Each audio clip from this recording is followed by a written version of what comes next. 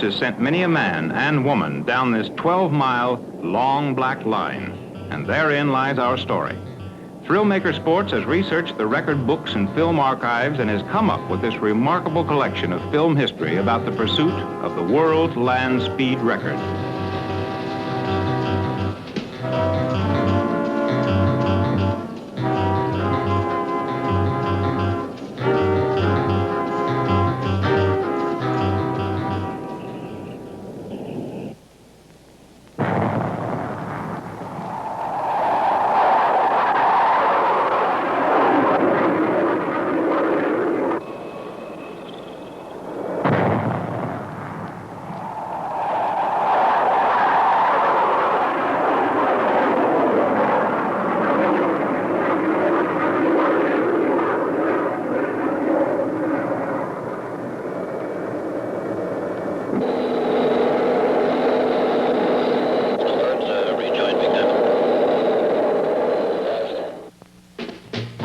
The quest for the world speed record started in the late 1890s. The first established record was 38 miles per hour, set in 1898 by Count Lobau in a Janton 40-horsepower electric car near Paris.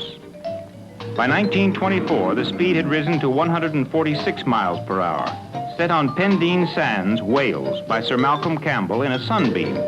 The accident rate rose in direct ratio to the speed. Sir Malcolm Campbell set many of the early land speed records in the 20s and into the 30s, ranging into the 200-plus mile per hour mark, running at Pendine and Daytona Beach, Florida.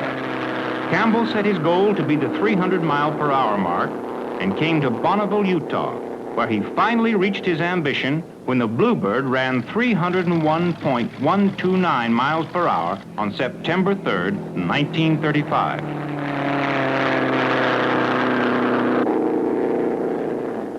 John Cobb of England brought his super-streamlined Railton Red Lion over to the Bonneville Salt Flats in 1938. This car weighed 4,000 pounds and was driven by two ice-cooled Napier aircraft engines developing 2,600 horsepower.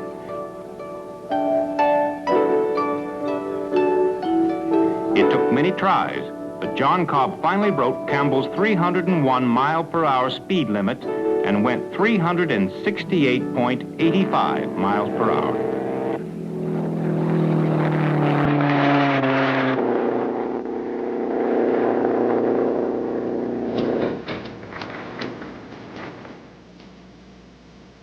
With the coming of summer, the ambitious speed record pioneers line up on the Bonneville Salt Flats for their assault on the world land speed record, a frontier which must be crossed by following the long black line.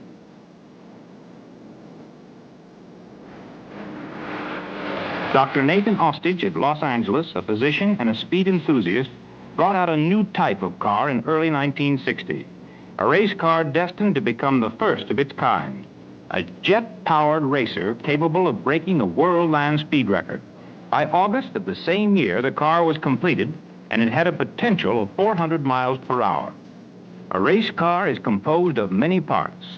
In the case of Dr. Ostage's car, the birdcage frame and chassis was completed at Hanson Brothers in Whittier, California.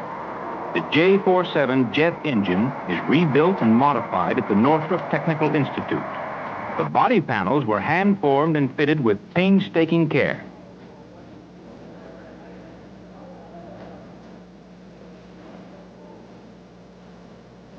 The custom 9-inch, 8-ply nylon cord tires and 250-pound 4-foot wheels are put on at Bonneville. Final adjustments of wheel alignment are handled by project engineer Ray Brock. The flying Caduseus is finally ready to make the first run. Dr. Ostage recalls that day. Up to now, everything was on paper, blueprints, plans, performance curves, and graphs. Of course, we had wind tunnel tested the models, and the slide rule boys had told us just about what to expect, but there's a big difference between theorizing and doing. Several days later, I started a high-speed run from the Salt Lake end of the course. I pushed the throttle all the way forward and let her go.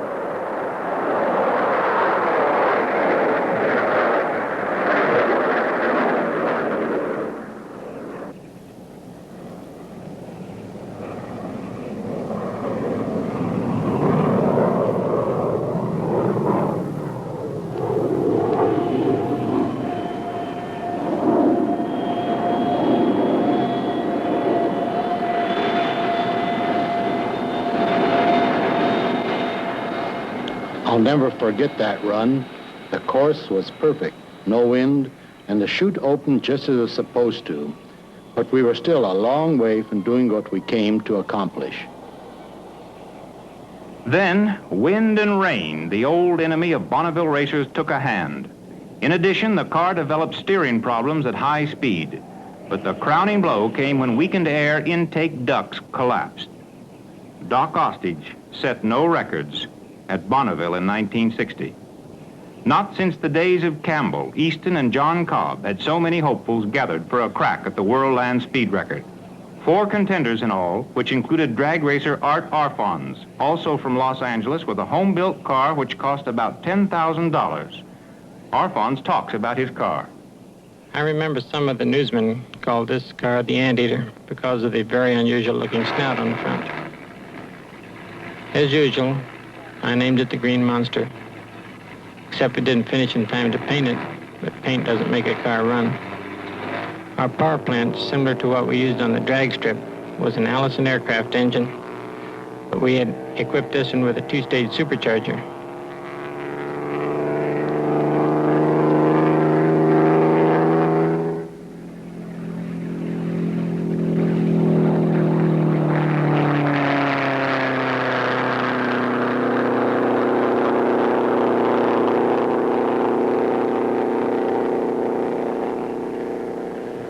I soon found out this design wasn't going to get the job done, not with competition still to come. Besides that, I discovered you'd get a very uncomfortable feeling sitting way out front. Donald Campbell, following in the footsteps of his father, Sir Malcolm, brought $4 million worth of car from England, only to have it end up as a pile of junk. A basic design defect was in the positioning of the cockpit, out front with nothing to guide on.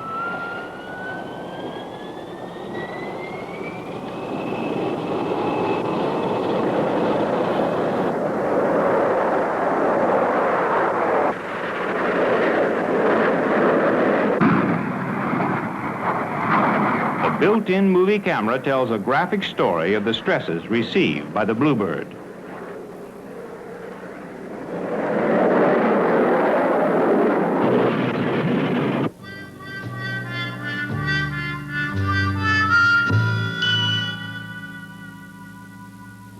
In August 1963, Craig Breedlove arrived with a 3-wheel pure jet car and startled the racing world with a 407-mile-per-hour 2-way average, a high speed on one pass of 428.37.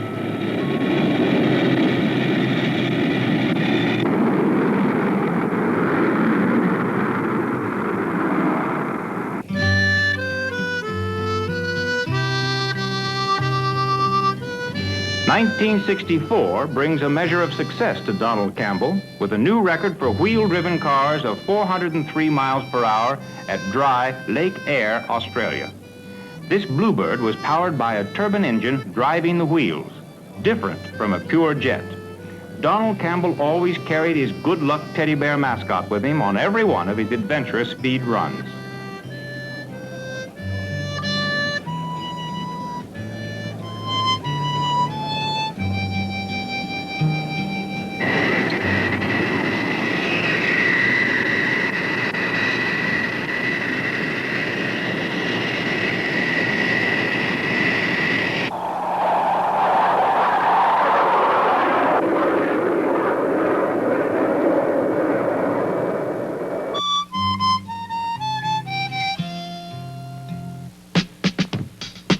In the fall of 1964, a strange new car rolls onto the salt flats carrying the famous Art Arfon's name of Green Monster.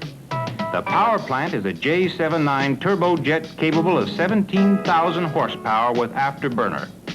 The wheels, 18-inch light alloy with 700 by 18 Bonneville tires carrying between 160 and 200 pounds pressure.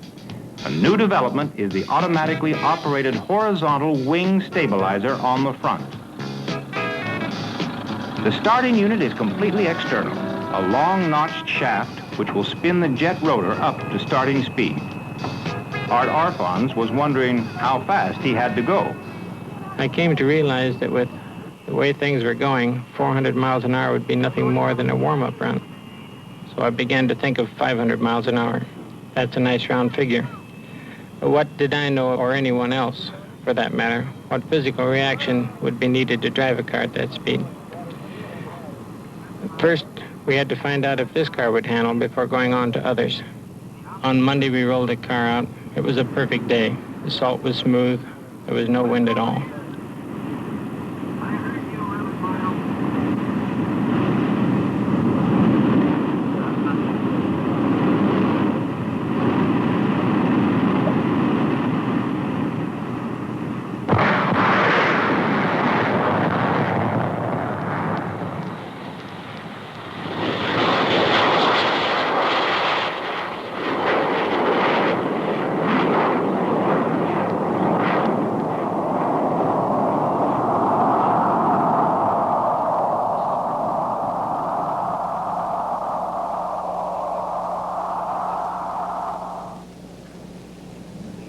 I decided to start from the Windover Inn and run north. When I popped the chute after passing the last light, I had a feeling we were working on a record. When I got the results, I wasn't impressed. 396 miles an hour. You're allowed 1 hour to check over the car, service it. An awful lot to do in a short time. Then you make the trip back. It's the average speed of the 2 runs that goes in a record book. I knew that on this south run, I was going to have to go at least 440 miles an hour to break the old record.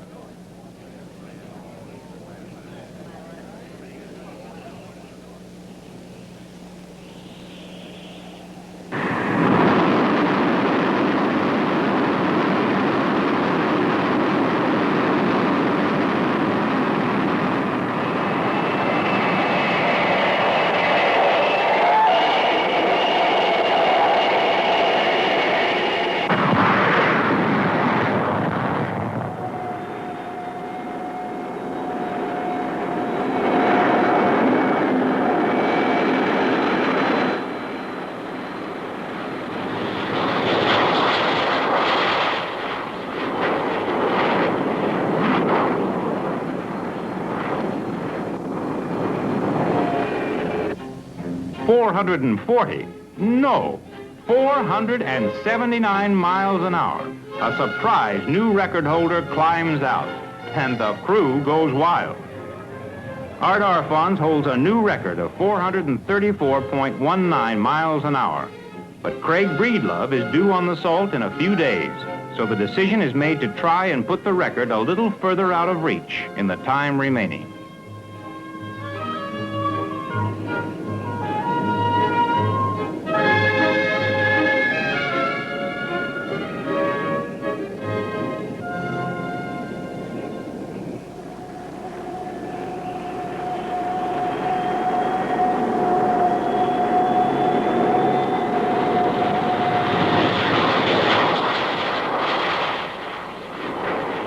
Suddenly, in the middle of the mile, Arfons pops his chute.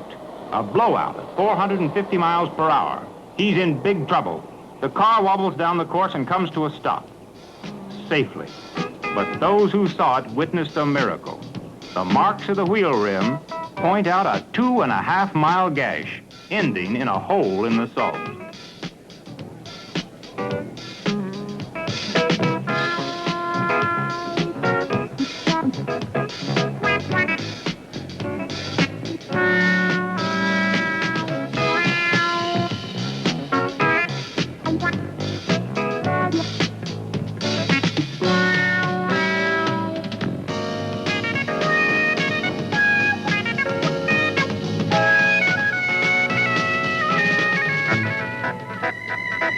Craig Breedlove came to the salt and knew he had to beat Arfons 450 miles an hour.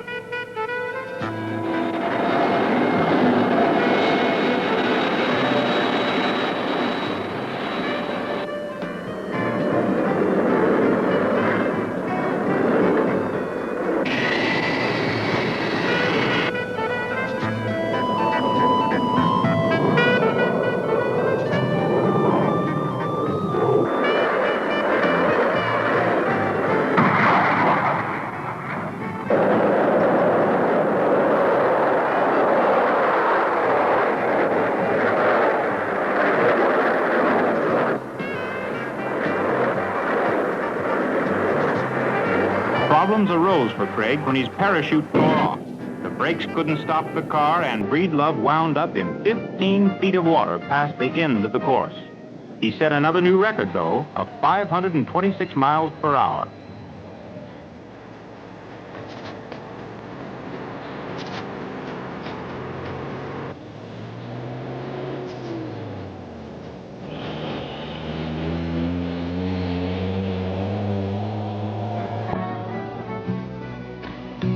On Tuesday afternoon, October 17, 1964, Art Arfon climbed into the repaired Green Monster for his final assault on the world land speed record. Well, I knew this was my last chance to do it. The weatherman said there were storms coming, and it was too late in the season to think about another attempt. But trying to beat 526 miles an hour, that's a pretty big order.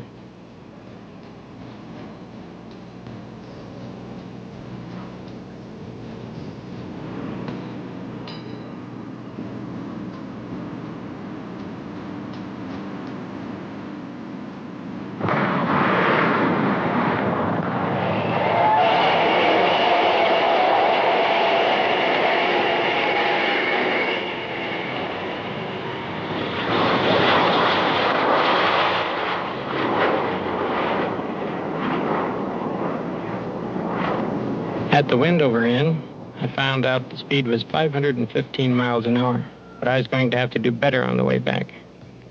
As usual, we had an hour to service the car. We're very careful with the kerosene. We strain it all through a cloth to be sure no dust gets in it.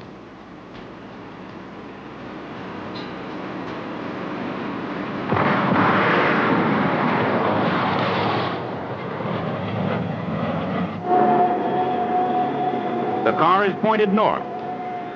Arfond is on his way.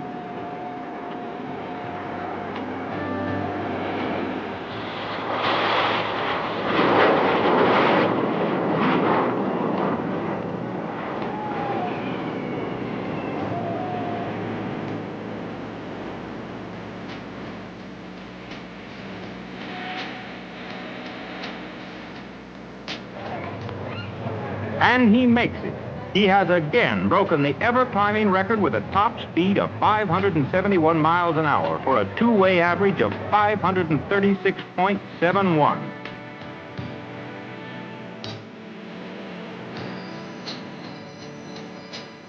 This betters Breedlove's record by more than 10 miles per hour and gives Arfond's clear title to the world land speed record, where it will be at least 10 months before the salt will be ripe for another try at the record.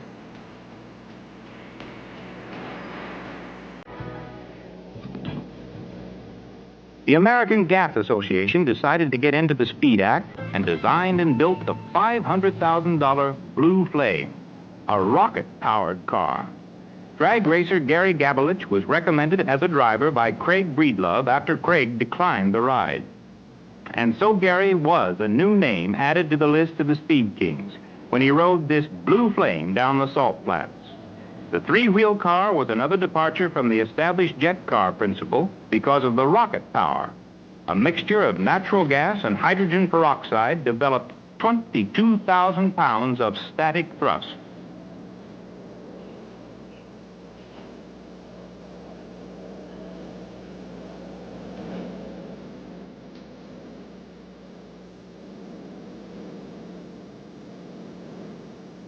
Gary set up his 5,000-pound car for his first run about midday on October 23rd, 1970.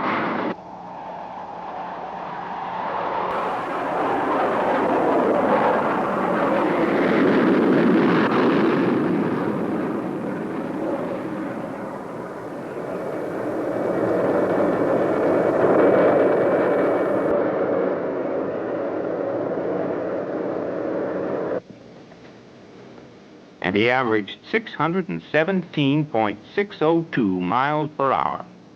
Gary reported that when he hit the throttle, his head snapped back, his vision blurred, and it felt like a waterfall of blood in his brain.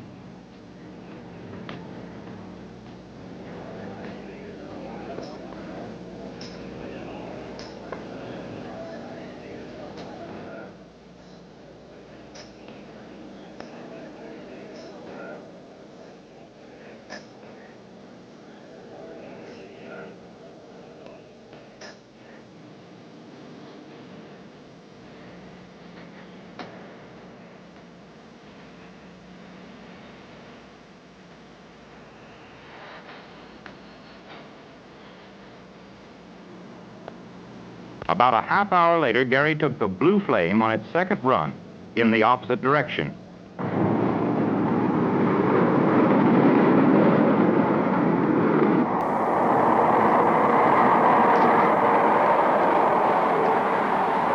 There he comes now.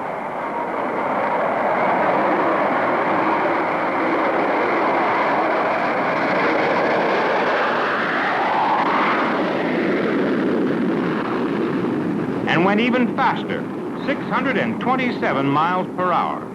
His average speed for a new world record, 622.407 miles per hour. In the 9 years since Gary Gabelich set his record, no one has been able to top it. This speed is approaching the areas of compressibility and the speed of sound. And breaking the speed of sound, which is about 740 miles per hour at Bonneville, is certainly the next frontier for the seekers of the world land speed record.